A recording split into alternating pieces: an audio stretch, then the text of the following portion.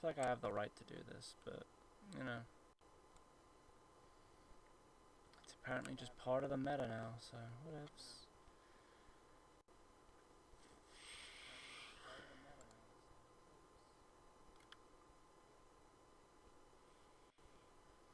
It's like really off-centered and it's bothering me. No, it's the thing on the side, isn't it?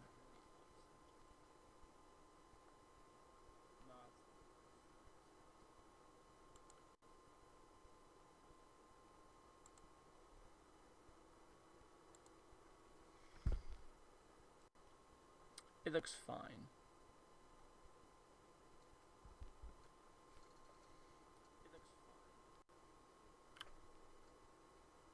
I ain't seen this one.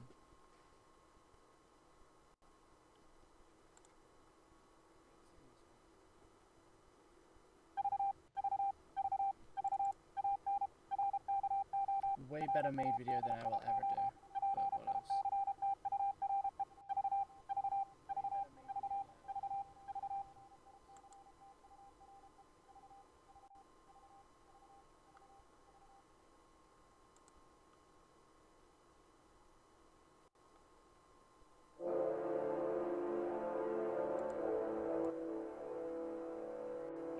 Why do I keep leaving it like that?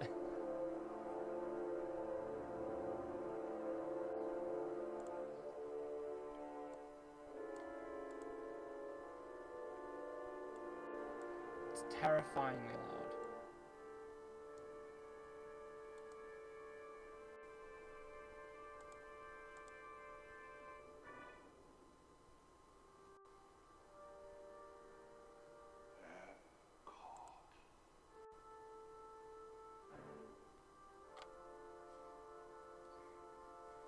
Fucking drawing, watching. That is true. I did just realize that, didn't I? Oh, it's this. A once-in-a-lifetime opportunity for everyone who participates. Speaking for myself and the entire Disney organization, we're ready to go right now. Wasn't that a dream? Doesn't that stagger you?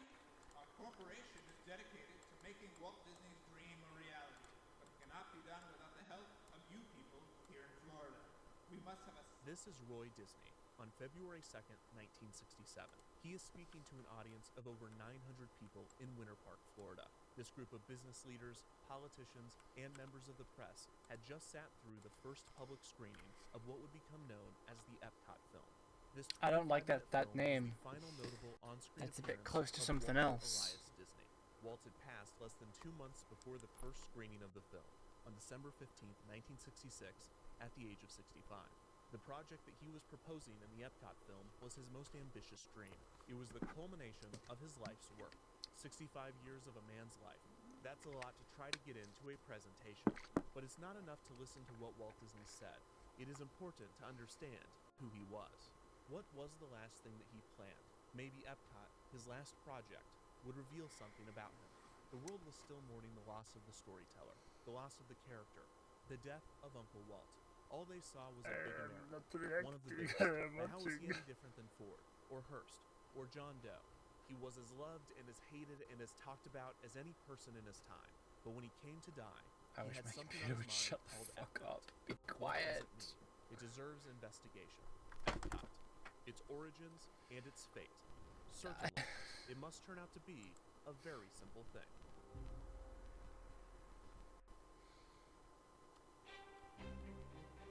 For most of its development, Walt's E.P.C.O.T project was top secret, with only a select few people within Walt Disney Productions aware of its existence. One of these people was Harrison Buzz Price. Price first met Walt Disney in 1953, when Price was employed at the Stanford Research Institute, an economic development research firm.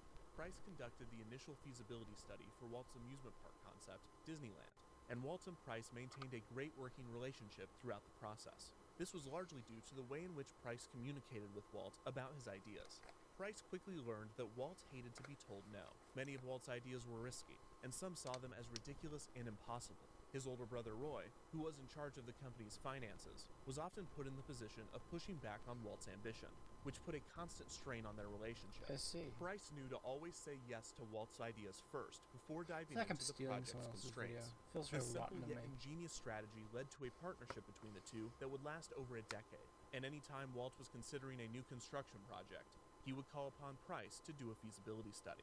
In 1957, 2 years after Disneyland opened, Walt hired Price to do a study for a new project that he was calling the City of the Arts, or 7 Arts City.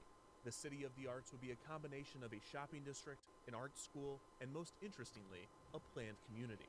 The City of the Arts would be a functioning city of It looks artists like a and art background students, from Looney living, Tunes. working, and showcasing their creations to visitors. It would feature restaurants, shops, and Don't model it? homes. Price was tasked once again with determining a location, while Walt began planning his community of artists. Walt believed that one of his best abilities was to bring people, especially creative people, together. He often thought that he knew what was best for the people that worked for him, and that he had the answers to their problems. For instance, when Walt built his new animation studio in Burbank in 1939, he designed every aspect of the space to create a perfect creative environment. Walt even considered placing apartments at his Burbank studio for his animators to live in, because he believed that they would enjoy the convenience and that it would result in better work. This was an objectively terrible idea, even without living on the lot. Many of Walt's animators grew frustrated with Walt's philosophy and business practices, and his resistance to this criticism led to the infamous studio strike in 1941. This did not dissuade Walt from his City of the Arts project, and the idea of building a community of artists, something Walt felt that he was already good at, minus that one time that it went horribly wrong. Despite Walt's confidence in himself, over time, the City of the Arts concept was reduced to an innovative art school, dropping the planned community aspect. The City of the Arts would eventually evolve into the California Institute of the Arts, or as it is popularly known, CalArts. Walt shepherded the project both financially and creatively, with Price at his side. Price watched Walt design his fucking universe quality is this with a video at? level of vigor that matched and at okay. times surpassed his effort to build Disneyland. At one I point, can't Walt change explained to anything. Price, quote, "This is the thing that I'm going to be remembered for." It was clear to Price that even in 1958, at the age of 57, Did everyone look like Walt that in that, that, legacy that on age? his mind. Death, The little however, mustache, was not. little suit. On one the occasion, Price very presented neat some hair statistics slicked that Walt back. had not requested, related to mortality rates. Walt Kinda like exploded it. on Price for bringing It's up the classy. subject of death. Afterward, Imagineer Herb Ryman explained to Price, quote, "Death Bro, is like not Mr. an acceptable Fantastic. topic." If Walt was ever satisfied with staking his legacy in CalArts, the feeling was fleeting. As the 1950s came to a close, Walt was conflicted with the public image that he had created. He was the great storyteller, the great distractor, but Walt was not content with this. His personal heroes were titans of industry, such as Henry Ford. He wanted to be remembered in a similar vein, as a contributor to the great American society. He wanted to do something that would change people's everyday lives, more than a cartoon, more than an amusement park, and even more than a university. Walt wanted to do something incredible, and as always, he had just the idea. He wanted to build a city, I have a just the planned thing. community to be located in Florida, Palm Beach, Florida. In 1959, Oh. Walt was pursuing NBC to take over the distribution of his I television know that show. name. NBC was eager to distribute Walt's hit show, but they were interested in even more. NBC and their parent company, RCA, wanted an agreement closer to Walt's original deal with ABC, in which Walt created a show for the network in exchange for financing for the construction of Disneyland. NBC and RCA wanted to build a second Disneyland on the East Coast, near New York City. Walt was interested, and he hired Price to do a study on the area. Price's report was not stellar. The weather in New York would force the park to operate seasonally rather than year-round. There were few plots with enough space and suitable land to build the park, and most of New York's tourists were on business-related trips as opposed to visiting for leisure. For all of these reasons, Walt turned down the New York proposal. But this would not be the end of the talks with RCA and NBC. Shortly after New York was rejected, a man named John D. MacArthur entered the conversation. MacArthur was a billionaire businessman and real estate investor who owned around 6,000 acres of land in Palm Beach, Florida. He was looking for developers, and there was none more lucrative than Walt Disney. Walt was thrilled by the amount of land MacArthur was offering. Disneyland consisted of 160 acres total, which included the park, parking lot, and other facilities. This There might was have little not been a room good for video Disneyland to watch. grow inside the land that To Disney be owned. honest, I And don't after the have park much to opened, say. He's Anaheim educating me saw right a now. development boom. It was especially noticeable directly outside the park, where cheap motels well. and tourist traps boxed Disneyland in on all sides. This We're gonna have to outraged sit here Walt, for another and it made MacArthur's 6,000 acres, 40 over 30 minutes. times the amount used for Disneyland, all the more attractive.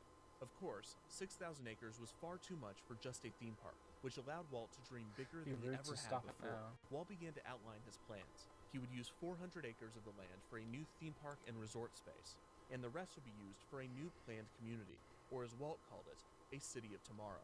This would solve the Anaheim problem by surrounding the new theme park and resort with a development of his own design. It would also address another, more broad, frustration of Walt's. Walt Disney, like many people in the late 1950s, was worried about the state of many major American cities. He was concerned about crime, poverty, education, and other issues. But more than anything, Walt Disney was obsessed with traffic. Throughout his life, Walt had seen the automobile go from a futuristic technology to a constant nuisance. Cars had flooded American cities, and the pedestrian had become That car secondary looks to the automobile. nice, though. Attempts to mitigate traffic within major cities had not worked, and Walt wondered how the problem might be eliminated should a city be built from scratch with the automobile in mind. Another Old consideration thing was the good, effects I of guess. white flight on Yeah, cities, it's in kinda which like that. middle and upper-class white populations moved en masse out of the city and into suburbs, often to escape integration and the civil rights movements of the era. This diverted vital resources out of inner-city communities, leaving them in a state of disarray. The problems that cities faced were in the forefront of many Americans' minds, and it would soon consume the mind of Walt, who took to the idea of developing his own community. Despite having no urban planning experience, he once again believed that he was the best person for the job, and he was not alone in this belief. Many prominent urban designers have been pointing to Disneyland's radial design, with its hub-and-spoke layout, as a brilliant piece of urban Is planning. this good dinner Walt's tube for you? popularity and influence among the public was also seen as a major advantage, one that had often led people to encourage him to run for some sort of office. Futurist author Ray Bradbury, a friend of Walt's, once suggested that he run for mayor of Los Angeles because he believed that only Walt could solve the city's traffic issues. Walt responded, quote, "Why would I run for mayor when I am already king?" It was a joke, but not entirely untrue. Walt was used to having control, something he would not have in the political sphere. If he wanted to solve the problems of the urban environment, it needed to be a private venture. Palm Beach presented this opportunity. Walt planned for a city that would use state-of-the-art technology and groundbreaking urban design techniques. It was at this point that he began referring to the project as E.P.C.O.T, an acronym for Experimental Prototype Community of Tomorrow. Price was once again asked to do a feasibility study as initial plans were drafted. One study proposed the use of 12,000 acres to accommodate 65,000 residents. It would include 23 schools, 21 churches, 15 playgrounds, 2 parks, 2 golf courses, and 3 waterfront hotels. Price's studies were extensive, doing the lion's share of the work in determining what a city of this size would need to function properly. More importantly, through these studies, Price concluded that an East Coast entertainment complex would not compete with Disneyland. In fact, 2/3 of the U.S. population lived east of the Mississippi, but they accounted for less than 10% of Disneyland's guests. The East Coast was an untapped market, and Price's study showed the promise of such a venture. Despite the heavy research and positive conclusions, the Palm Beach project quickly Never fell takes a apart, breath. reportedly due to Roy Disney clashing with MacArthur. Keeps going. Unsurprisingly, the ambitious City of Tomorrow proposal for Unsurprisingly. Palm Beach concerned Roy, and the deal fell through. But now Walt wanted to build a city, and there was nothing that could stop the idea from growing in his mind. Nothing? By 1960, with the Palm Beach plans abandoned, Walt was beginning the early stages of work on pavilions for the 1964 New York World's Fair, another major step toward Epcot. While the East was an untapped market, it was unclear if the population was open to being tapped by Walt Disney. Plus, Disney was building pavilions for major corporations like General Electric and Ford, and he believed that these type of corporate partnerships would be the only way for a project as big as Epcot to work. Walt hoped that major American companies would help construct Epcot, set up a facility within the city, and employ the city's residents. The fair also gave him the chance to work with the man that was considered the most influential city planner in the world at the time, the fair's president, Robert Moses. When Walt showed Moses his early plans for Epcot, Moses was amazed. He believed that Walt's plans would lead to the first accident-free, noise-free, and pollution-free city. This was ironic, as Moses' approach to city planning was the opposite of Walt's. Moses had focused on adding more and more expressways and highways to the densely populated New York City, creating many of the problems Walt was trying to rectify with Epcot. Walt would not have to worry about Moses, though, as New York had already been crossed off of the list of potential locations. By 1963, Walt was deep in production on the World's Fair pavilions, but he was making time to search for a location for Epcot. Walt had Price study numerous potential venues: Washington, D.C., Colorado, Baltimore, and New Jersey, among others. Price was also busy studying a spot for a ski resort in the Sequoia National Forest in California, and Walt was in talks to construct an indoor theme park in St. Louis. Walt was adding projects at a rate faster than ever before. He mentioned to Price that all of their projects would, quote, keep the organization busy for 40 years. Longevity bred legacy, and legacy was on his mind. Oh, I see. In November of 1963, Walt and other That plane executives looks like it's hopped from from The location Incredibles. to location before traveling to the prime candidate for E.P.C.O.T, Florida. However, Walt was no longer eyeing Palm Beach. He was not even considering the state's south.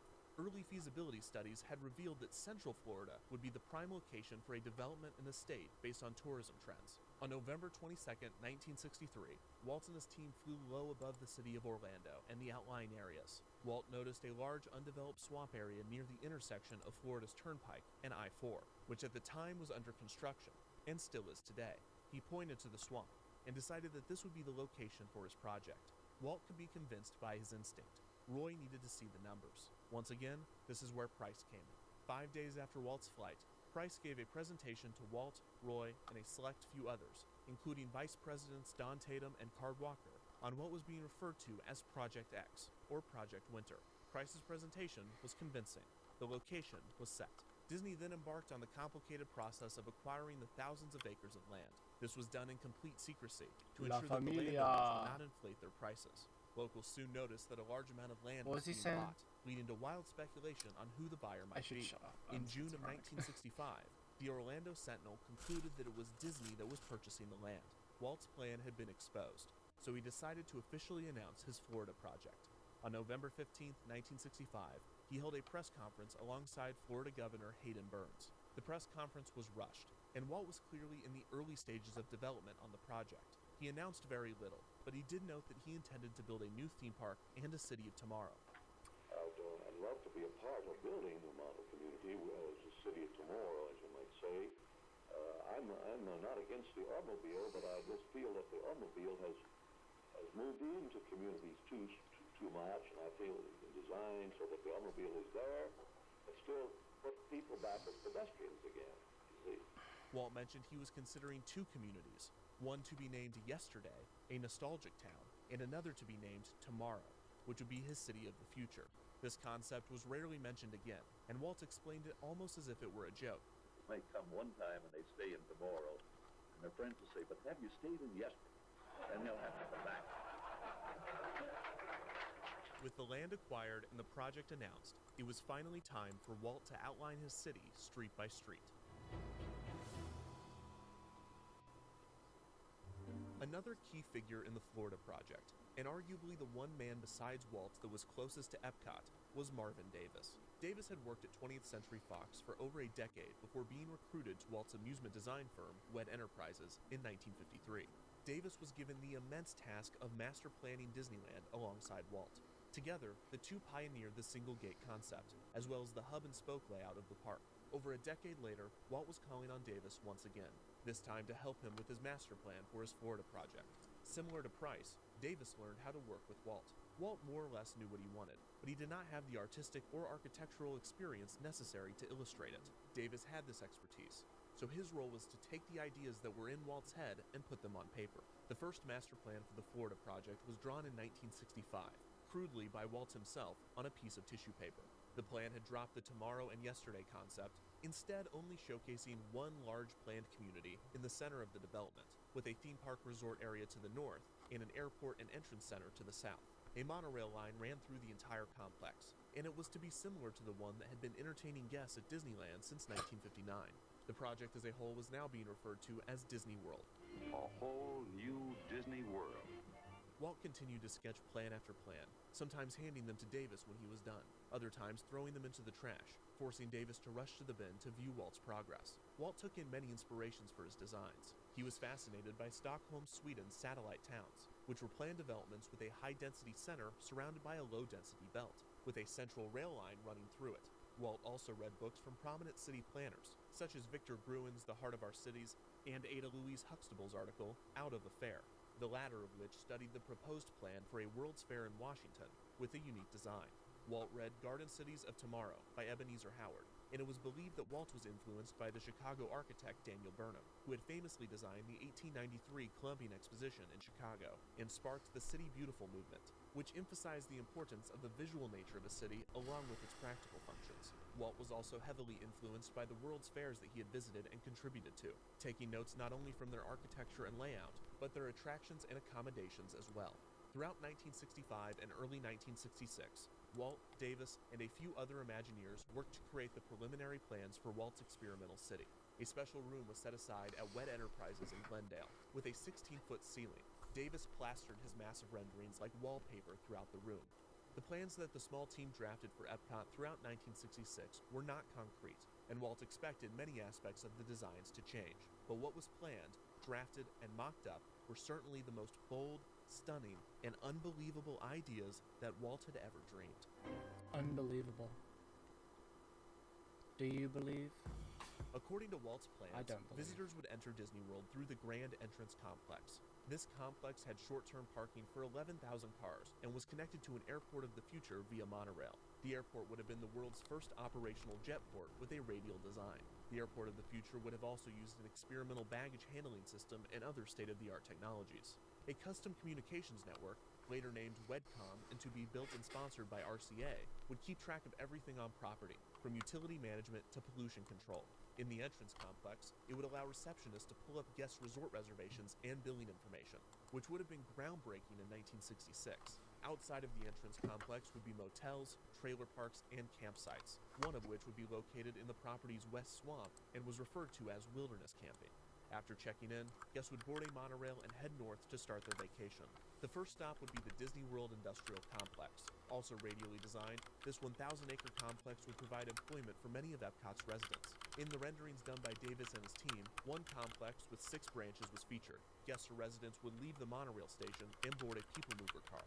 The People Mover was a transportation system developed by Wet Enterprises, inspired by the unique system that was used to move Ford cars at the Ford Pavilion that Disney designed for the 1964 New York World's Fair. The People Mover went through many different designs, but it was eventually decided to have trains consisting of 4 cars each, with each car carrying 4 people.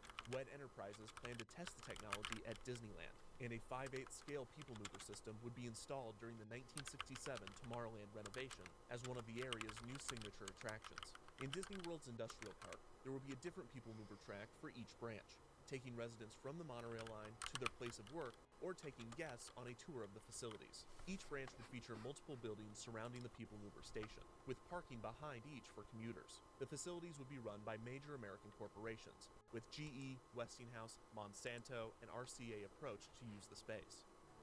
In attractive park-like settings, the 6 million people who visit Disney World each year will look behind the scenes at experimental prototype plants, research and development laboratories, and computer centers. There's something for about major these kinds of visuals Visitors that just would be don't able feel to view real the to inner me. workings of these companies, seeing them developing new technology. Like that I'm would be watching a installed in movie, or I'm watching After like the Disney World Industrial a Park, different the monorail timeline. line would approach the main attraction of Disney World, the experimental prototype community of tomorrow. This impressive 5,000-acre city would, unsurprisingly, be radially designed. The city would have been 3 miles in diameter and divided into 4 sections. The center of Epcot would be the city's business and commerce center. Epcot's dynamic urban center will offer the excitement and variety of activities found only in metropolitan cities: cultural, social, business, and entertainment. This consisted of the city's icon, the Cosmopolitan Hotel and Convention Center, a 30-story, 600-room hotel that would have been the highest point in the city. The Hotel and Convention Center would rest on top of Epcot's 50-acre Business and Commerce Center, an entirely enclosed, climate-controlled shopping district and commercial space, which would have included offices, banks, service shops, warehouses, retail space, hospitality services, and a television studio. The shopping district would prominently feature an international showcase, in which Disney World guests and Epcot residents could shop, dine, and watch shows in various country pavilions depicted with themed facades, such as a British Square, an Asian marketplace, and a South American plaza. This was inspired by similar areas found at numerous World's Fairs, as well as a canceled concept for Disneyland named International Street. Epcot's international pavilions would feature roaming entertainers from each of the countries, teaching guests about their customs. Walt hoped that the commercial center and international pavilions would ensure that vacationers would visit the city, rather than just passing it by on their way to the theme park. Going even further, Walt floated the idea of placing an indoor theme park in Epcot Center. Skylights would be placed on the roof of the enclosed district to allow for natural light. On top of the structure, a 7-acre recreation deck would feature outdoor activities, primarily for hotel guests. There would also be additional towers for commercial use, mainly for corporate sponsors to use as offices. At the center of the structure, immediately below the hotel, would have been Epcot's transportation lobby. Not only was Epcot to be separated into 4 sections, but its transportation would be split between multiple layers. Let's look at another view of Epcot's transportation hub and see how traffic flows through the heart of the city on 3 separate levels. At the bottom of the stack is the truck route, reserved for supply vehicles. The middle level is the automobile thruway, exclusively for cars. Adjacent to the roadway are parking areas for the convenience of hotel guests. A key feature of Epcot would be its lack of stoplights, which Walt believed were a major cause of traffic. The parking below the city was reserved for hotel guests and apartment residents, but it would have been made prohibitively expensive to encourage residents not to own cars. One idea was to have an extensive electric car rental service for residents wanting to leave on the weekends. Pedestrians would roam above the automobile layer. Above pedestrians, people movers and monorails would zip by. The transportation lobby was the central hub for all of these modes of transportation. Immediately outside of the central shopping district were high-density apartments, as well as other non-retail buildings such as administration, fire stations, post offices, sports stadiums, libraries, and hospitals. The hospitals would have tapped into WebCom, which would have easily stored and quickly distributed medical research and patient data. There was also to be a center of the arts, borrowing concept from Walt's City of the Arts. After high-density housing was Epcot's Greenbelt, which would have featured parks and playgrounds, as well as the city's churches and schools. Walt had ambitious plans for Epcot's education. He wanted to reimagine the school curriculum, replacing lectures and tests with a game-like learning environment. That sounds so fun! Part of building up a school of tomorrow with the teaching aids, with the, what I feel we could contribute, which we have been doing in a way, but this might become a pilot operation for teaching aids that would go out across the country and across the world. Children would take courses on a computer, which would tap into WebCom's network, allowing them to take classes from nearby colleges remotely. There would have also been a closed-circuit television that would have allowed corporations to teach classes from the industrial park. The Greenbelt would also feature 2 large auto dealerships and service areas. Finally, the Greenbelt would boast a teen center, a feature that Walt was personally passionate about. Teenage crime was a major problem in cities, and Walt felt that the best way to control the wayward, rebellious youth was to give them their own dedicated, supervised space. Davis recalled that, quote, Walt had great hopes of using this community as a model form of treating the teenage problem. And his idea was to devise a system by which youths would judge their peers, monitoring their behavior. Because the teens of the 60s loved nothing more than hanging out with a bunch of narcs in a building designed by a 60-year-old man.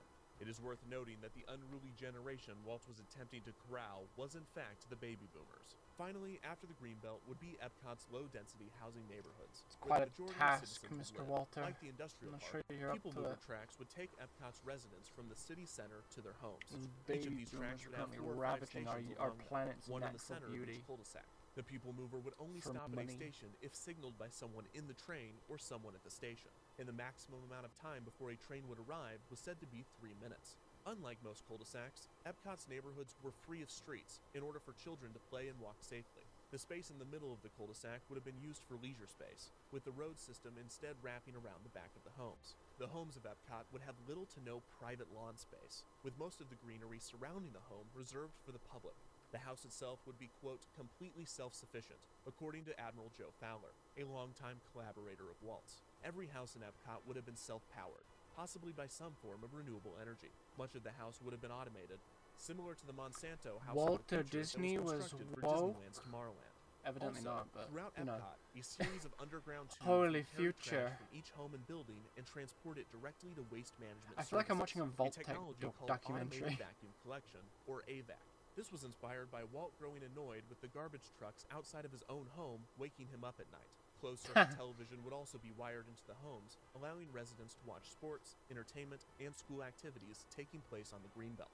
The key component of Epcot was Walt's requirement that every resident have a job. Walt said, quote, "There will be no retirees, because everyone must be employed according to their ability. One of our requirements is that people who live in Epcot must keep it alive. Sounds Everyone like who Disney lives here will have a socialism. What the fuck are you responsibility talking to about? keep this community an exciting living blueprint of the future." Sometimes a second satellite community of Epcot was depicted in the background Well, of concept art, one or to the other. on master plans. At one point, Walt was considering this second community to be a place for Epcot's residents to live once they had retired. The final section of Disney World was, of course, the theme parks and resorts. On most master plans, the new park was represented by a map that looked nearly identical to that of Disneyland. Bay Lake, a natural lake near the proposed theme park, would have been extended with a man-made portion that would have surrounded the city. Other features of the theme park resort were an ice rink and a roller rink, and multiple golf courses. Walt viewed the theme park as a necessity to get funding for the project and to get vacationers into the complex. But his passion for the second theme park only went as far as it could help the development of Epcot. When pressed about making plans for the new theme park, Walt reportedly said, quote, "I want to do Epcot." The plans for Disney World and Epcot were staggering. As the team came up with more and more ideas, the budget was significantly increased. Not It was Epstein. estimated I that the understand. theme park resort to the But my north brain would does cost not. $100 million, and the rest of Disney World would cost Swamp! $520 million, with just Swamp! the city of Epcot costing around $75 million. Walt planned for I wanna live Epcot to there. have 20,000 residents, but he eventually wanted to grow the city to as many as 100,000 residents. It was also projected that Disney World would see 6 million vacationers per year. Walt, Davis, and the Would rest of it? the Epcot team continued research throughout 1966. Not with sure Walt about that, constantly big guy. coming up with new ideas for the city. Sometimes the radial plan was perfect and rigid. Other times it was depicted as a natural spiral, like a flower. On a factory tour with Davis, Walt saw a photoelectric sensor used to assist blind people. This gave Walt an idea, telling Davis, quote, "We'll have one little village that will have an underground trolley like they have in France. We won't have a motorman, except one of those devices. This device will detect somebody in front, and it will either slow down or stop the trolley." Walt was obsessed, and his team was inspired. Davis said, quote, "I spent weeks and weeks developing this plan that I thought was damn good. And maybe it was. Maybe Epcot was possible." Maybe Vault Tech was possible. That's what I'm hearing right now. A final person with insight to Epcot, and a person particularly close with Walt himself, was Imagineer Marty Sklar. Sklar had first come to Disney in 1955 to write for the Disneyland News newspaper. While he was still a student at UCLA, he soon worked his way into WED Enterprises, helping with attractions for the 1964 New York World's Fair, and becoming one of Walt's main writers for his presentations and on-screen appearances. Some refer to Sklar as the voice of Walt. Sklar had been close to the Florida project's development, and he was working on the photo plan of Epcot. He also got to see firsthand a changing Walt Disney. Throughout 1966, Walt's age was showing and his health was declining. He was not doing himself any favors. For a man designing an ideal community of people, he rarely socialized and spent most of his time at the studio working on Epcot. He drank more than he ever had. When he received formal dinner invitations, he would write large underlined no's in red ink on the page. He had few hobbies and seemed to be happiest when entertaining his grandchildren. Walt was quieter than usual and was acting rather strangely. He frequently called the in-house songwriting duo the Sherman Brothers to his office, demanding that they play him the Mary Poppins number, "Feed the Birds," always tearing up at the music. Why is unclear. Walt might have been tired after all of those decades of work. Maybe he knew that his time was coming to an end and he was worried about his legacy. Or maybe he just liked the song. No matter, the Sherman Brothers sang, and Walt listened, that staring out shit his hits. office window. Please put The it time back spent on. drinking, or playing with his grandkids, or just thinking off into space were the breaks from a life otherwise dedicated to a single project, Epcot. Sklar noted that Disney's mind was further from the studio and Disneyland than it had ever been. Sklar said, quote, "He'd already done everything he wanted to do in storytelling and creating motion picture entertainment in Disneyland." In the spring of 1966, Walt was in good spirits, traveling throughout the country meeting with companies to sponsor Epcot. Walt and his team met with nearly 100 major American corporations, most of which were interested in sponsoring the project. Walt also viewed interesting concepts that major cities were implementing, such as an interesting garbage recycling project in Tampa and new shopping malls in New York and Pennsylvania. But as the plans progressed, and spring gave way to summer, and then summer gave way to fall, ideation was turning into desperation. Buzz Price described Epcot as a project created, quote, "in the last stages of a man's life, in a hurry to do what he said he wanted to do, which is to leave 25 years of work for his organization." And that organization had concerns with Walt's proposal. Most pressing was Walt's insistence that he have complete control over the city. The team had been able to create the Reedy Creek Drainage District, a special district that gave Disney more powers to govern their land. And the team was courting the Florida legislature to create the Reedy Creek Improvement District, which would give Disney autonomy from nearly all local and county oversight.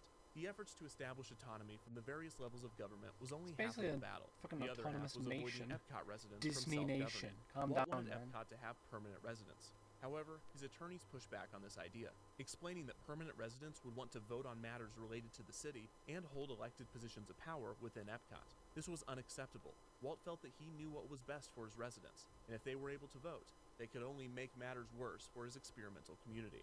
Walt needed control, not just over Epcot, What but a the lives of his weird residents as idea. well. The plans outlined for Epcot claimed that everything from appliances to light bulbs would be constantly refreshed with experimental technology, and it is Bro is implied gonna that the create residents would not have a choice microfascism, as to I whether or not understand. they were testing out the products. Walt immediately shifted to the idea of having temporary rotating residents leasing property, with no one staying longer than 9 months. This would prevent Epcot from becoming a democracy. Instead, Walt's Epcot would be run not by the people or by the elite, but by Walt Disney alone. He knew what was best for his people. It was his community, first and foremost. The concerns raised by the attorneys prompted more discussion from within the team. Epcot was going to be both a functioning city and an attraction for the visitors of Disney World, a premise that brought up privacy concerns. Disney advisor Ray Watson pressed Walt on the issue, saying, quote, "Now you're not going to go out and get milk in your pajamas. You're going to have to dress up and put on a tie because these people that live there are now on exhibit." Watson continued, explaining, quote, "You need to decide whether you are indeed building a community that is a natural community where people will come, raise their families, form their own city government, grow, and so forth. Raise or If you're doing this as a create? place for an Are they exhibit, allowed to then have you sex need to in separate that. Disneyland? On top of privacy concerns, the residents would lack basic freedoms, which some Imagineers saw as a non-starter for Epcot. the project. Imagineer Carl Bongiorno said, quote, "Everyone knew that you couldn't have 25,000 people living in a community and constantly change, upgrade, move, innovate, go into people's homes, take out appliances, put new ones in, control everything about the project when you have a one-man, one-vote democracy." While the community in Epcot was under scrutiny, others doubted the prototype aspect, as companies were rarely interested in showing off products when they were in the development stage. Disney Imagineer John Hench brought up this concern. Hench recalled that Walt, quote, "didn't understand how jealous people are of keeping it secret and not exposing it." And then there was the issue of the T in Epcot, tomorrow. Tomorrow was always fast approaching, and as proved by Disneyland's Tomorrowland, it was expensive to keep up with the future. Walt's goal was for Epcot to always be 25 years ahead of its time, a costly proposition, if possible at all. These were the voices of dissent within the Epcot That team. sounds Outside really, the collaborative really, bubble, really, opinions really, toward the project really were much unlikely. more cynical. Many people at the animation studio thought that the project was a terrible idea, possibly because it was distracting Walt from animation, but also maybe because it was just a terrible idea. Longtime friend of Walt, Ward Kimball, said, quote, "You can't experiment with people's lives." As with Palm Beach, Walt's brother Roy was wary of Epcot, and he was especially worried at its scale. But for many within the company and outside of it, Walt Roy had earned the Disney. benefit of the doubt. No one believed that a feature-length animated film would be successful, and just as few thought Walt could pull off a project like Disneyland. By this point, everyone had learned their lesson. Do not underestimate Walt Disney. However, the proposition of Epcot was on an entirely different level. Epcot was unlike anything ever imagined, except it also wasn't. At its core, the idea of a company constructing and owning a town full of citizens whose residency was dependent on their employment was not new. In 1884, industrialist George Pullman created Pullman, a 4,000-acre town on the south side of Chicago. With over 1,000 homes and 12,000 residents, Pullman was initially a huge success, thanks to its innovative design and amenities. However, like the plans for Epcot, workers were only allowed to rent and were evicted if fired, and everything from saloons to libraries were at the full discretion of Pullman. Underlying issues came to a head after the economic downturn of 1894, and after only a decade, Pullman succumbed to a workers' strike. After government intervention, the strike turned violent, killing 30 people. Pullman was then annexed back into Chicago. In 1928, Henry Ford created a rubber factory and town named Fordlandia in the Amazon jungle, in which he tried to impose his personal ideals on indigenous workers, dictating their diet and banning alcohol, tobacco, and women to increase productivity. Riots and strikes ensued, and ultimately, no rubber was manufactured. Company towns such as these were once a common practice, especially for long-term remote jobs such as mining. But these cities rarely lasted for long, especially under the ownership of a single company. Two of the most common reasons for the demise of a company town were lack of property ownership or the enforcement of a social ideology, both things that Epcot would have. Epcot was different from other company towns in many ways, but it was alarmingly similar, and it very well could have experienced the same unrest that other experimental towns did. If the historical examples of company People towns don't like were being not told what to concerning do, enough, man. then one could look to the Disney studio itself as a cautionary tale. It is true that Walt had not failed with his first feature film or with his theme park, but it could be argued that he had already tried and failed to build a community. The 1941 strike at the Disney studio occurred for many reasons, but most animators recalled that the moment that everything changed was when the company moved from the Hyperion to the Burbank studio. As aforementioned, Walt had designed the space himself, trying to anticipate every need and accommodate each individual. In this, he undoubtedly failed. Despite all of Walt's planning and innovation, the new environment had none of the charm of the previous studio, and the transition set the stage for tensions among the staff. There's a possibility that Epcot would have experienced the same problems. Walt felt he knew best.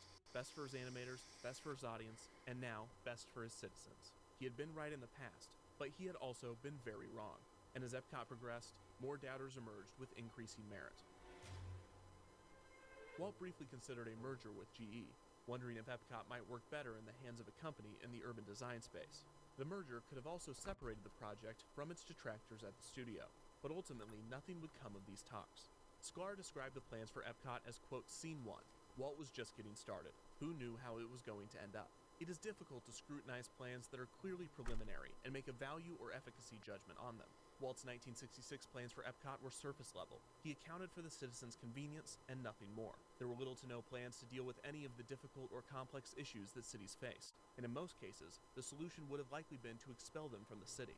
Walt said there would be, quote, no slum areas because we won't let them develop, which probably would have been true, as everyone needed to have a job, and if they didn't, they would have likely been evicted from the city. But this was not a scalable idea. In fact, Epcot as a whole would not have been replicable. The project was only viable because it was an attraction. The city's primary industry would have been tourism, so it needed to remain unique. Walt knew this, and he was not looking to build a perfect city that could be reproduced throughout the country, but rather an environment to test smaller ideas and technology. Davis said, quote, it was his philosophy not to build a city that would solve all the urban problems all over the world, but to give a chance to American industry to experiment and show to the world just how the problems of traffic and housing could be solved. Still, even if Epcot was not intended to be utopia, many wondered how Disney would deal with human behavior. What would happen when a sponsor moved or laid off their workforce? Would this result in mass evictions? How would Epcot deal with the repercussions of a serious crime, like murder? How would Disney handle racial integration and race relations? Any follow-up questions to the Epcot proposal did not have any answers. I don't think he thought about that. He's a white man. Walt was suddenly turning his attention from planning the city to announcing it. In the fall of 1966, Walt was racing to get as many of his Epcot ideas distributed as possible, with unprecedented speed and determination. Epcot would keep the Disney lead alive. finding up to his It would be brain. his legacy. It had to be. Walt confided in one employee, quote, fancy being remembered around the world for the invention of a mouse. Walt Disney was more. The world needed to remember him. People still like He mouse. was showing his feelings now more than ever. On one occasion, Walt pointed to a section of an Epcot Beloved map, mouse. saying, quote, this is where the park bench will be, where Lily and I are going to sit at night and watch all the people. People that would be happy. People that would be a community. His community. In October of 1966, Walt approached Marvin Davis about constructing a model of the city, and he asked Sklar to write a film explaining Epcot. The film was to star Walt, who would explain the purpose, ideals, and concepts of the Florida project. There would be two films, both the same, barring their endings, in which Walt would address the audience directly, with one spiel being directed toward the Florida legislature, and the other being directed toward corporations. Walt shot the film on October 27, 1966. He donned the Uncle Walt persona that he had grown to dislike over the years. The persona he feared would consume his legacy. But despite it being a character, it was a character Why does he that just could not sell, want to be like a and nice sell guy that he people did. like? And Epcot I'm so will always be a confused. showcase to the world for the ingenuity and imagination of American free enterprise. Walt gave an overview of the Florida project, as well as the plans for Epcot. I cannot In the imagine background, just an instrumental getting of the that Carousel of Progress's famous theme song, and not being There's like, a Great yeah, Big people Beautiful like me. Tomorrow, I'm played. happy. Sklar said that the film was, quote, Well, you not gotta just keep a going sales bigger. job. Epcot was What's wrong his with you? blueprint, coming out of his head, a blueprint of what was on his mind. Before Walt introduced a narrated tour of the city concept, he stressed that these plans were still in their preliminary phases, and that they would change many times. And boy was he right. Just 3 weeks after filming the Epcot film, Walt was admitted to the hospital to undergo surgery to stop pain he had been having in his neck and leg. But the doctors found something much more concerning: spots and a lump on Walt's left lung. It was cancer. Those that knew Walt knew that he was a heavy smoker. The cause of the cancer was not surprising, but nothing could have prepared anyone for the death of Walt Disney. Walt was the least prepared of all. complaining that the operation would take time away from his work on Epcot. Before he went in for the surgery, he yelled at Davis and VP Joe Potter, quote, "Why are you dragging your feet? Is it because of the money? Have you been talking to Roy? Roy thinks Epcot is a loser, but don't take any notice of him. Disney World will make all of the profits we need for this operation." On November 21st, after a seemingly successful surgery, Walt left the hospital early to return to the studio. Walt was in denial, claiming that he was ready to get back to work. Some of his staff were optimistic, others knew the truth. This would be the last day that Walt Disney visited his studio. On November 25th, Walt flew to his ranch in Palm Springs to rest, but just 5 days later, he flew back to Burbank and was admitted to the hospital right across the street from his studio. In what would ultimately be his deathbed, Walt continued his work. When his son-in-law, Ron Miller, a producer at the studio, visited him, Walt explained that when he got out of the hospital, he would leave the studio to Miller and other executives such as Card Walker and Don Tatum. Walt didn't have time for the studio anymore. He needed to focus on Epcot. It was the greatest thing that he would ever do, he told Miller. In the hospital. Great, I'm gonna have to... Shit.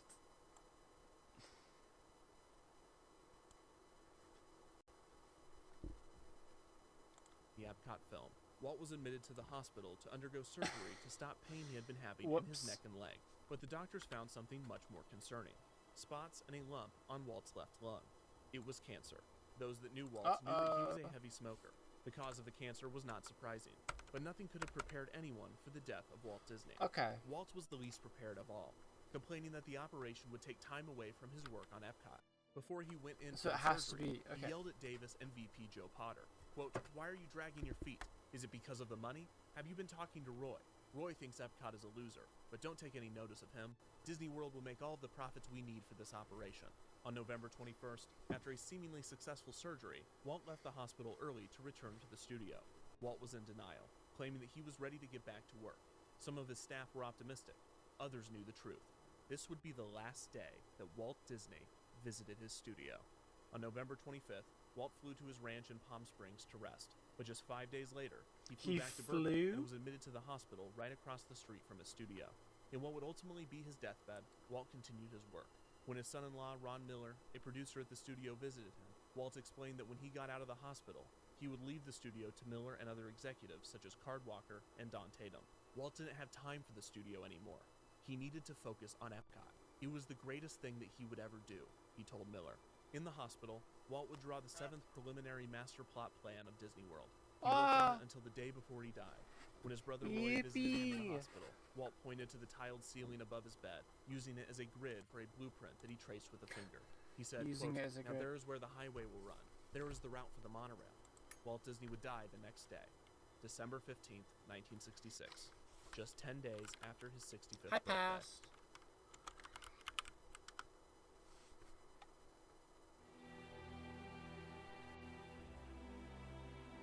The world properly mourned the loss of the entertainment giant, and his company was left with a media empire and 27,000 acres of nothing but scenery and statues. Davis approached Roy after Walt's passing, bringing with him the most recent plans for Walt's experimental city. After Davis presented Walt's final project, Roy simply said, quote, "Marvin, Walt's dead. He need not say anything more. Walt Disney Productions would not build a city, especially not without Walt Disney." Roy instead invested all of the resources. He's like, "No, we're not doing that. His brother's dream to reality. We're not gonna do theme that." Park and resort area. Roy presented the Epcot film for the first time on February 2nd, 1967, to a group of officials in Winter Park, Florida. The Epcot city concept remained in conversation over the years, and was especially helpful in obtaining favorable political agreements, such as the Reedy Creek Improvement District and other powers that may not have been granted to a theme park resort alone. Roy would rename Disney World to Walt Disney World to honor his brother. The resort opened with the Magic Kingdom theme park and 2 resort hotels. Epcot was nowhere to be found. However, elements were present, such as the utilidors, a tunnel system on top of which the park was built, and an AVAC garbage collection system similar to the one that Walt proposed. The map that Walt drew was the foundation for the resort's planning, and the Contemporary Hotel, one of 2 Disney World hotels that Davis would help design, would resemble many of the Epcot renderings, both aesthetically and with its signature feature, a monorail that passed through the structure. Walt Disney World Resort opened on October 1st, 1971. Roy would pass less than 3 months later, on December 20th, 1971. Walt Disney Productions was left in the hands of Walt's son-in-law, Ron Miller, executives Card Walker and Don Tatum, as well as the countless other artists that had worked on the company's projects. These would be the people left to grapple with what would become of Epcot. If it wasn't to be a city, what would it be? The company kept putting it off, placing it in a second phase Orlando, category right? that was 10 or so It's in years Florida. away. It was not until 1974 that Disney president Card Walker confirmed that Epcot was going to happen, although it would be far different than a city, and thus Walt's dream, his final and most intense passion project, was officially dead. But what, as he often wondered, would become of his legacy in the wake of its cancellation? Walt's nephew Roy E. Disney once said, quote, "If you get 40 people in a room together and ask each one of them to write down who Walt was, you'd get 40 different Walts. It is impossible to define a person in a word, especially Walt Disney. Walt was a simple man, and at the same time, he was a very complicated one. He was a futurist that traded in nostalgia, a conservative, obsessed with progress, a gentle mentor. That with doesn't an make impatient sense. That's a temper. Many of Walt's qualities and contradictions can be found in Epcot, but it does not make the picture any more clear. Maybe a single project cannot explain a person's life or hold their legacy. Maybe to Walt, Epcot was about more I than started just legacy, streaming. or urban planning, or futurism. Why did Walt try so desperately for decades? Like I to literally build a literally started community? like Maybe like a day or Epcot was two ago. something that Walt lost, something that he wanted to get back. Walt Disney left behind a complicated legacy, and Epcot was just a piece in that puzzle, a missing piece.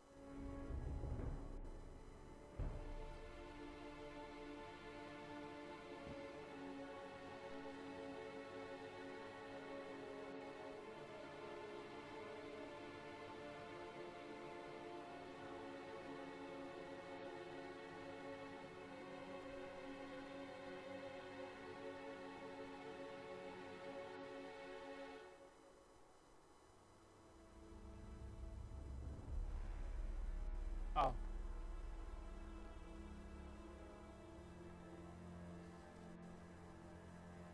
I've always kind of wanted to, but I finally got that push.